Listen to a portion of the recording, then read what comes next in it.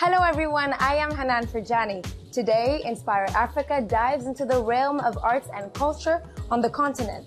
The days the world was told that Africa was a land marred with misery and violence may not be over, but that narrative surely is not the only one anymore.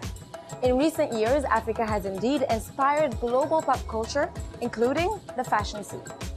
For instance, British designer Stella McCartney's recent use of the West African Ankara fabric on the catwalk stirred controversy, with many voices calling her out on cultural appropriation. So how can this be prevented?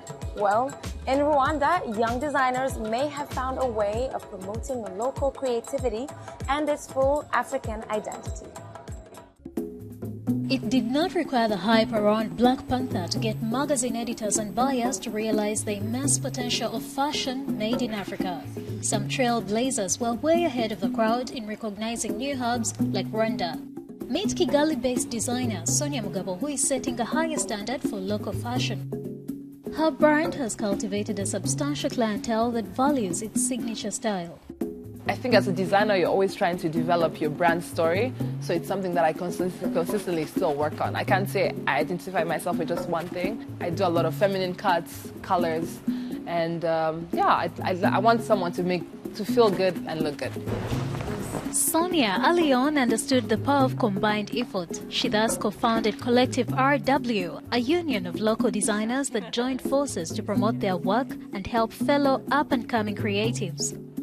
Although fashion is regarded as a competitive, cutthroat industry, Sonia has found an ally designer, Natalie Remera. It's a really good opportunity for startup companies because it helps us to share what we have in us and believing us too, who are startup companies, could go from step to step, so going to growing and being internationally. Collective Rwanda, it helps us going like in different areas, like in Rwanda, getting to be known, and outside Rwanda too, from the African country to the European and the US market too.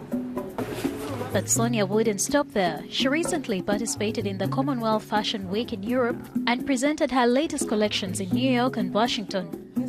Quite a career, coming from a country of 12 million where locally manufactured clothes aren't that popular. With the aim of encouraging Made in Rwanda, the government is putting a stop to the importation of second-hand clothes. It's an exciting time because I feel like, in a couple of years, in 50 years, people will be saying, oh, there was this great initiative that Rwanda started, and I feel like it's exciting to be part of something that is going to advance the economy of the country.